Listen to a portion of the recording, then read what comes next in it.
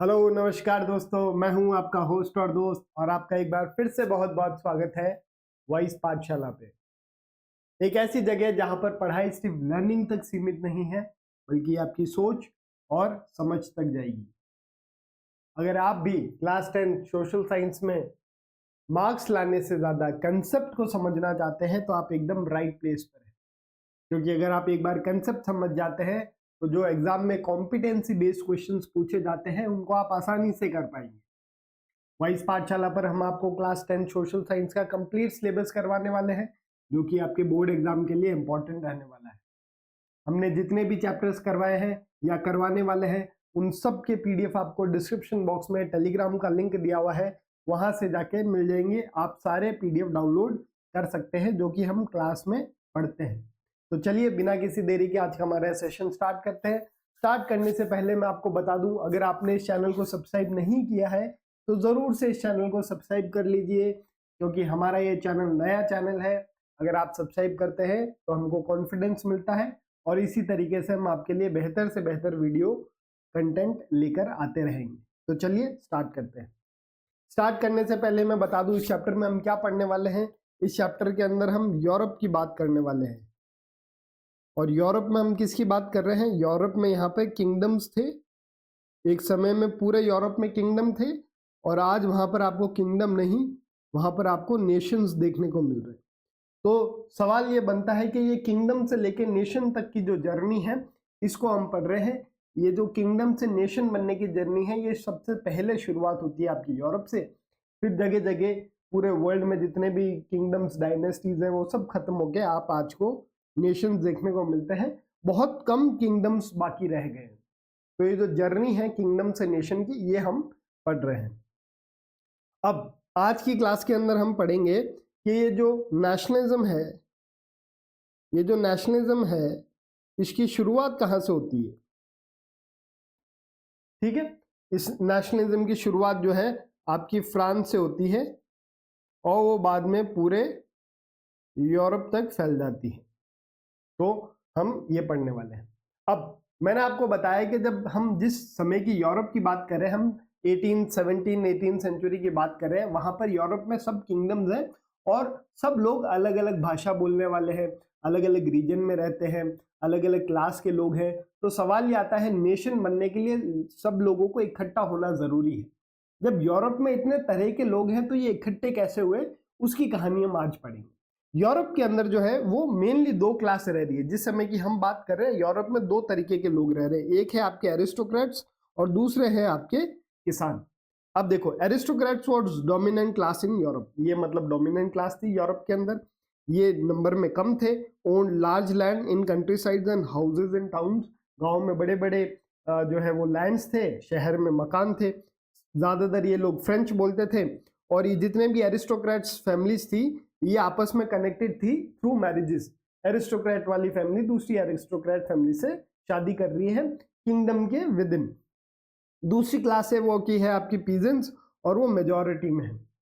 अगर आप waste Europe की बात करोगे, जो आपका इधर फ्रांस, जर्मनी, यूके वाला रीजन आता है, यहाँ पे cultivation was done by tenants and small land owners. मतलब किसान किराए पे जमीन लेते थे एरिस्टोक्रेट से और उस पे खेती करते थे, या किसानों के पास खुद का छोटा सा लैंड होता था। और जो आपका ईस्ट और सेंट्रल यूरोप है ना, यहाँ पे cultivation was done by serfs and vast lands owned by aristocrats. जो ईस्ट और सेंट्रल यूरोप है वहां पर जो है वो एक तरह से बनवा मजदूरी की दी जाती थी बड़े बड़े लैंड्स पे, जो कि एरिस्टोक्रेट्स के होते थे। तो मतलब अगर किसानों की हालत देखें तो ईस्ट और सेंट्रल यूरोप में ज्यादा खराब थी as comparative to west Europe. अब ये सिलसिला यूरोप में कई सालों से, कई सदियों से चलता आ रहा है, लेकिन यूरोप में इसी दौरान जब हम जिस एरिया रीजन की बात कर रहे हैं 18th सेंचुरी की, तो यहाँ पे स्टार्ट होता है इंडस्ट्रियलाइजेशन। अब इस इंडस्ट्रियलाइजेशन की वजह से जो है एक नई क्लास उभर कर आती है जिसको हम बोलते हैं मिडिल क्लास। अब ये क्योंकि ये क्लास जो है ना तो एरिस्टोक्रेट है और ना ही किसान है, ये कर रही है बिजनेस कर रही है, तो इनके पास में आ रहा है पैसा। और जब इनके पास में पैसा आया तो इन्होंने एजुकेशन करनी स्टार्ट की। जब इन्होंने एजुकेशन ले ली तो इन्होंने सवाल उठाना स्टार्ट किया कि ये एरिस्टोक्रेट्स को ये सारे प्रिविलेजेस क्यों नहीं है, हमको क्यों नहीं है। क्योंकि ये लोग ट्रेड भी करते थे तो इनका ये भी मानना था कि जो ट्रेड है वो फ्री और फेयर होना चाहिए, हमारी ज्यादा से ज्यादा इनकम होनी चाहिए, जो कि ये एरिस्टोक्रेट्स होने नहीं देते थे। इमरजेंस ऑफ वर्किंग क्लास, अब ये जो थर्ड क्लास उभर कर आ रही है वो वर्किंग क्लास या उसको आप मिडिल क्लास बोल सकते हो। Middle class made up of industrialist, businessman and professional, एक नई क्लास उभर कर आ रही है। West and parts of central Europe, growth of industrial product, trade, growth of town and emergence of commercial class. अब जो आपका वेस्ट और सेंट्रल यूरोप है वहां पर इंडस्ट्रियलाइजेशन आ रहा है, जिसके कारण वहां पर ट्रेड बढ़ रहा है, ट्रेड बढ़ रहा है तो वहां पे नए टाउन्स आ रहे हैं, और उस नए टाउन में एक नई क्लास उभर कर आ रही है जिसको हम बोल रहे हैं कमर्शियल क्लास।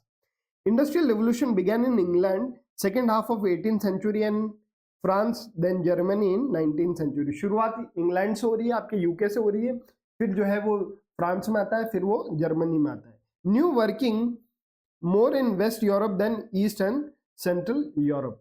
अब जो ये जो मिडिल क्लास है ये सबसे पहले कहां पर आ रही है, आपकी वेस्ट यूरोप में, ये फ्रांस जर्मनी वाला या यूके वाला रीजन में आ रही है। The idea of national unity and abolition of aristocrat privilege gain popularity among educated liberal middle class in first in Europe. अब क्योंकि ये मिडिल क्लास के पास पैसा आ रहा है तो ये जो है वो सवाल उठा रहे, क्योंकि पैसा आ रहा है तो एजुकेशन आई तो ये एरिस्टोक्रेट्स के जो नियम थे उस पर ये लोग सवाल उठाना स्टार्ट कर रहे हैं। और जब ये सवाल उठाते हैं तो ये सारे जो नई मिडिल क्लास है ये एक साथ हो जाती है। जब ये एक साथ होती है तो धीरे धीरे जो है इनमें सेंस ऑफ कलेक्टिव बिलोंगिंगनेस आती है, और धीरे धीरे वो फिर बोलते हैं अब हमको तुम्हारा राज्य नहीं चाहिए, अब हमको हमारा खुद का स्टेट बनाना है। In early 19th century, the idea of national unity was aligned with the ideology of liberalism. शुरुआत में जो नेशनलिज्म की आइडियोलॉजी है वो ऐसा कोई नेशन स्टेट बनाने की नहीं थी। शुरुआत में ये नेशनलिज्म की आइडियोलॉजी थी लिबरलिज्म से। लिबरलिज्म का मतलब है, the term liberalism is derive from Latin word known as liber, मतलब फ्री, कि हमको फ्री कर दो, हमारी मर्जी आएगी हम वैसे करेंगे, तुम कौन होते हो हमको बताने वाले। लिबरलिज्म इन सोशल टर्म्स, सोसाइटी के टर्म में इस लिबरलिज्म फ्रीडम का क्या मतलब है, इसका मतलब है फ्रीडम फॉर एन इंडिविजुअल, एक इंडिविजुअल फ्री होना चाहिए। फिर इक्वालिटी बिफोर लॉ, लॉ के सामने सभी लोग बराबर होने चाहिए। फिर राइट टू प्राइवेट प्रॉपर्टी, सभी लोगों के पास में खुद की प्रॉपर्टी का अधिकार होना चाहिए।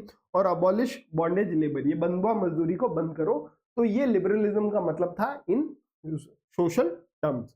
Liberalism in political terms, politics में लिबरलिज्म का क्या मतलब था, ये सारा जो है वो न्यू मिडिल क्लास डिमांड कर रही है। क्या डिमांड कर रही है कि हमको कॉन्स्टिट्यूशन चाहिए, representative government through parliament, government by consent, हमको जो है कोई राजा नहीं चाहिए या कोई कंजर्वेटिव या कोई अथॉरिटी नहीं चाहिए, एरिस्टोक्रेट नहीं चाहिए, हमको खुद की सरकार चाहिए जिसको हम खुद चुने। तो पॉलिटिकल टर्म्स में लिबरलिज्म का अलग मतलब था, ठीक है। उसके बाद आता है लिबरलिज्म इन इकोनॉमिक टर्म्स, क्योंकि ये लोग बिजनेस करते थे तो उसमें भी फ्री चाहते थे, फ्रीडम चाहते थे। क्या चाहते थे, फ्रीडम ऑफ मार्केट, मतलब मार्केट को कोई भी कंट्रोल नहीं करे। Abolition of state impose restrictions on movement of goods and capital, उस समय जो राजा होता था वो टैक्स लगाता था, वो गुड्स और कैपिटल के मूवमेंट पे बैरियर्स लगाता था, आप एक जगह से दूसरी जगह नहीं जा सकते हो, जिससे इनको बहुत प्रॉब्लम होती थी और ये उससे फ्रीडम चाहते थे। इन 18th century there was obstacles for middle class to trade and expand their trade. 18th century में जो नई मिडिल क्लास उभर के आ रही है उसको बहुत सारी प्रॉब्लम्स हो रही है, इसलिए वो लिबरलिज्म यानी फ्रीडम की डिमांड कर रही है अलग अलग एस्पेक्ट पे। इसका एक एस्पेक्ट हम ट्रेड पे देखते हैं। When Napoleon conquered German speaking region first half of 19th century, his measure created 39 small states. जब नेपोलियन ने जर्मन स्पीकिंग एरिया को कैप्चर किया तो उसने उन एरिया को 39 स्टेट्स में डिवाइड कर दिया। Each region has their own currency, weights and measure. अब 39 स्टेट्स की हर एक की खुद की करेंसी है, खुद का वेटिंग मेजर है, लंबाई नापने का मेजर है, कोई भी किलो नापने का अलग अलग सबका मेजर है। For example 1883 merchant travelling from Hamburg to Nuremberg had to face 11 custom barriers and 5% custom duty and each barrier. एक आदमी एक सामान लेकर चला, उसको 11 बार तो बैरियर देखने को मिले, मतलब कस्टम ड्यूटी वाले मिले, वहां पर पैसा देना है और 5% उसको टैक्स भी देते जाना है। तो जो उसका जो सामान है वो बहुत महंगा हो जाता है, तो जहां बेच रहा है उसके बाद उसको प्रॉफिट नहीं बचता था।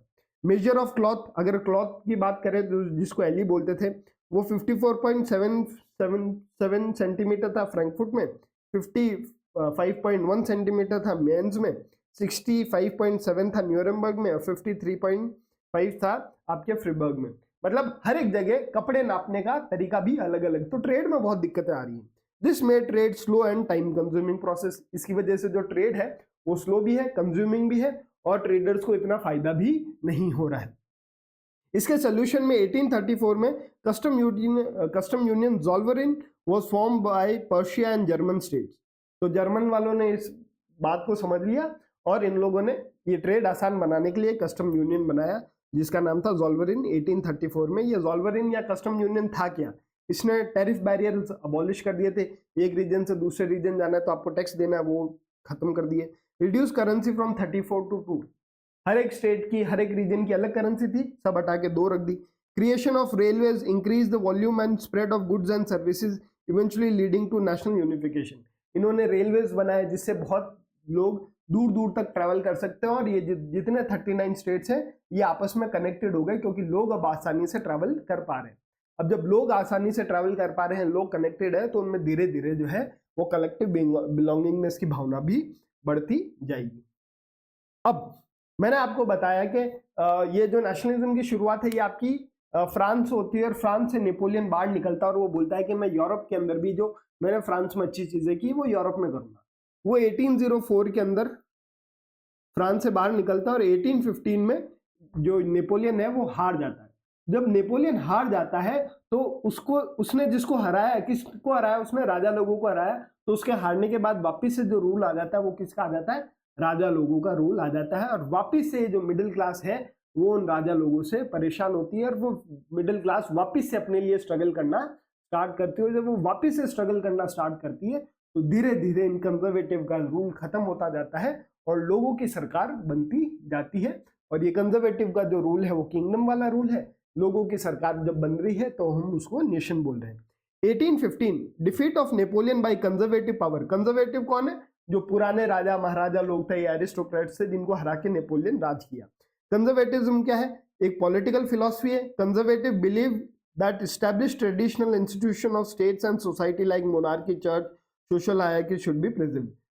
कंजर्वेटिव का मानना है जो पुराने समय से जो रीति रिवाज चले आ रहे हैं उन्हीं को अपने को रखना है, अपने को नए रीति रिवाज नहीं करना है। हमको सोशल हायरार्की जो थी, क्लर्जी है, फिर एरिस्टोक्रेट है और फिर मिडिल क्लास है, इसको फॉलो करना है, इसको चेंज नहीं करना है। Change should be gradual. अगर आपको चेंज करना है तो धीरे धीरे होना चाहिए, एकदम चेंज नहीं होना चाहिए। Most of conservative were aristocrats क्योंकि इन्हीं को इससे फायदा था। Britain, Russia and Persia, Austria power that defeated Napoleon met at Vienna 1815 to draw the settlement of Europe. अब जब नेपोलियन हार गया तो अलग अलग किंगडम्स के राजा आए और उन्होंने बोला कि अब क्या करें, जो हमारा पास एरिया हमसे जो नेपोलियन ने छीना अब हमारे पास आ गया, हम वापिस इसको अपने में कैसे बांटें। तो ये लोग वियना में मिले 1815 में। Delegates drew treaty of Vienna 1815 and meeting was hosted by Austrian chancellor duke Metternich. और इसका जो हेड बना उसका नाम है ड्यूक मेटरनिच कि अब हमको जो हमने वापिस हमारा एरिया जीत लिया इसको हम कैसे बांटेंगे। तो वियना कांग्रेस या ट्रीटी ऑफ वियना में क्या डिसाइड हुआ? इसके ऑब्जेक्टिव क्या थे? Undo changes by Napoleon and restore monarchy back. ये जो नेपोलियन ने नए जो नेपोलियन सिविल कोड उसने लागू किया उसको हटाओ और वापिस से मोनार्की को स्टैब्लिश करो। But they believe some changes of Napoleon could make state more powerful and effective, so they kept most reforms set by वरंडन। लेकिन उन लोगों को लगा कि नेपोलियन ने कुछ अच्छी चीजें भी की है जो हमारे किंगडम को या हमारे स्टेट को और पावरफुल बना सकती है, तो उन्होंने वो चीजें रखी, बाकी सारी नेपोलियन की चीजें हटा दी। उन्होंने क्या क्या रखा? They kept reforms like modern army. Napoleon ने मॉडर्न आर्मी कर दी थी। Efficiency of bureaucracy, dynamic economy, abolition of feudalism and serfdom. तो ये सारी चीजें उन्होंने रखी, बाकी सारी नेपोलियन की चीजें इन लोगों ने हटा दी। स्टेप्स क्या लिए? Restore bourbon dynasty in France. अब नेपोलियन ने वहां पे बर्बन डायनेस्टी को हटा के राजा बना था तो बर्बन डायनेस्टी को वापस फ्रांस का दे दिया। Dispose during French revolution. French revolution के दौरान बर्बन डायनेस्टी को हटा दिया था, उनको वापस से बैठा दिया। Next territories bye Napoleon were taken back from the France. Napoleon ने जो एरिया जीता था फ्रांस में जब वो था तो उससे वापस ले लिया गया फ्रांस से वो एरिया या नेपोलियन से वो area. Series of states was set up around France so that it could not expand in their territories. France से वो एरिया लेके फ्रांस के चारों में अलग अलग किंगडम्स बना दिए ताकि फ्रांस वापस से कभी जो है वो एक्सपैंड नहीं कर सके या वॉर नहीं कर सके। कौन कौन से बनाए देखो, kingdoms of Netherland with Belgium in north. North के अंदर इन्होंने जो है नीदरलैंड का किंगडम बनाया। Genoa was added in Piedmont region south. South के अंदर जो गियाना का रीजन था वो पिडमॉन्ट में मिला दिया इन लोगों ने। Prussia was giving new territories in west and portion of Saxony. Prussia को भी कुछ रीजन दे दिया। Austria was given the control of north Italy, Austria को नॉर्थ इटली दे दिया। Russia was given the part of Poland, Poland दे दिया रशिया को। German confederation of 39 states were left untouched, जो जर्मनी के 39 स्टेट्स बनाए थे उनको उन्होंने छुआ नहीं। Conservative government wanted not to lose power this time, so they impose censorship so that nobody could criticise and dissent the curb activities against them. अब ये जब कंजर्वेटिव लोग पावर में आए तो उनको लगा कि हमारी पावर तो वापिस जा सकती है, अभी तो नेपोलियन है, अभी कोई और आ जाएगा। तो इन लोगों ने क्या किया, सेंसरशिप लगा दी। सेंसरशिप मतलब इन लोगों ने ये डिसाइड कर दिया कौन कितना लिखेगा हमारे बारे में, कोई उल्टा सीधा नहीं लिखेगा। अगर क्योंकि उल्टा सीधा उनके बारे में किसी ने लिख दिया और किसी ने पढ़ लिया तो वापिस से विद्रोह हो जाएगा। तो उन्होंने सेंसरशिप लगा दी कि हमारे खिलाफ कोई भी कुछ भी नहीं लिखेगा। But liberals were inspired by the idea of French Revolution and were also opposing laws, censorship and demanded freedom of press. लेकिन जो अब liberals थे, जो न्यू मिडिल क्लास थी, उन लोगों ने फ्रेंच रेवोल्यूशन से सीख ले ली थी। वो बोल रहे थे सेंसरशिप हटाओ, हमारी फ्रीडम दो, प्रेस पे फ्रीडम होनी चाहिए, ऐसे कैसे तुम किसी पे फ्रीडम लगा सकते हो। लेकिन कंजर्वेटिव लोगों ने इन लोगों को अच्छी तरीके से दबा दिया था और ये सारे लोग अंडरग्राउंड हो गए थे जो नए न्यू चेंजेस की डिमांड कर रहे थे। Fear of conservative government drove many liberal nationalist underground, क्योंकि कंजर्वेटिव उस समय बहुत क्रूर हो गए तो जितने भी फ्रीडम डिमांड कर रहे थे वो सारे अंडरग्राउंड हो गए। But liberal nationalist secret society and started training new revolutionary. लेकिन ये जो लिबरल्स हैं ये अंडरग्राउंड तो हो गए, लेकिन अंदर ही अंदर इन लोगों ने अपनी सोसाइटीज बनानी स्टार्ट की और नए रिवोल्यूशनरीज बनाने स्टार्ट किए कंजर्वेटिव गवर्नमेंट के खिलाफ। Aim of revolutionaries was to oppose new conservative government and fight for liberty and freedom. इनका एम क्या था, कंजर्वेटिव लोगों से लड़ना है और हमको हमारी फ्रीडम चाहिए। Most revolutionaries believe that they will get freedom only in nation state. उन सबको लगता था कि हमको जो फ्रीडम चाहिए वो इन कंजर्वेटिव लोगों की सरकार में नहीं मिलेगी, मोनार्की में नहीं मिलेगी, ये हमको फ्रीडम हमारे खुद के स्टेट्स में मिलेगी, जहाँ पे कॉन्स्टिट्यूशन होगा, सभी लोगों के पास में राइट्स होंगे, सभी के पास में जो है वोट डालने का अधिकार होगा, खुद की सरकार हम चुनेंगे, तभी हमारे पास में ये राइट्स आएंगे। कंजर्वेटिव लोगों के सरकार में राइट्स नहीं आएंगे, तो हमारे को इन कंजर्वेटिव लोगों की सरकार को हटाने हैं। ऐसा एक रिवोल्यूशनरी जिसका नाम है, one such revolutionary was Joseph Mazzini. ये एक इटालियन था, ये 1807 के अंदर बॉर्न हुआ गियोना के अंदर। He became member of secret society in Carbonari, एक पहले सीक्रेट सोसाइटी का खुद पार्ट बना। 24 साल की उम्र में ही वो सेंट टू एग्जाइल, मतलब देश निकाला इसको दे दिया, फॉर अटेम्प्टिंग रिवोल्यूशनरी इन लिंगेरिया। लिंगेरिया में रिवोल्यूशन करने के लिए इसको कंजर्वेटिव लोगों ने देश निकाला दे दिया। He also found two secret societies, Young Italy Marseilles में बनाई उसने और यंग यूरोप बर्न में बनाई 1833 के अंदर। तो ये आपका क्वेश्चन 1 नंबर का आता है कि जो है मजीने ने कौन कौन सी सीक्रेट सोसाइटीज बनाई। He believe that God had intended nation to be natural unit of mankind. उसको लगता था कि जो है भगवान ये चाहते हैं कि आदमी जो है वो नेशन स्टेट के अंदर रहे, ना कि किसी किंगडम या किसी डायनेस्टी या किसी एरिस्टोक्रेट के रूल के अंदर या किसी कंजर्वेटिव के रूल के अंदर। तो वो बहुत मानता था कि यहाँ पर ये इन कंजर्वेटिव का रूल खत्म हो जाए, मोनार्की का रूल खत्म हो जाए और लूगो का रूल आए। He wanted to unify Italy. He wanted small states and kingdom of Italy to be unified. ये चाहता था कि जो इटली को अलग अलग जो है वो फैमिलीज ने बांट रखा था वो हट जाए और एक जो है वो पूरी इटली बने। Metternich described him as the most dangerous enemy of our social order. जो ड्यूक मटर्निच था उसने बोला है कि ये जो मजीनी है ये हमारे सोशल ऑर्डर मतलब कंजर्वेटिव लोगों के लिए सबसे बड़ा खतरा है। तो 1 नंबर का क्वेश्चन आपका यहाँ से भी बनता है, because he was opposition of monarchy and conservative, क्योंकि वो मोनार्की और कंजर्वेटिव लोगों के खिलाफ था ड्यूक मटर्निच। तो ये था हमारा आज का चैप्टर जिसके अंदर हमने पढ़ा कि एक न्यू मिडिल क्लास उभर कर आती है, न्यू मिडिल क्लास, और उस न्यू मिडिल क्लास ने लिबरलिज्म की डिमांड की। लिबरलिज्म का मतलब है फ्रीडम की डिमांड की।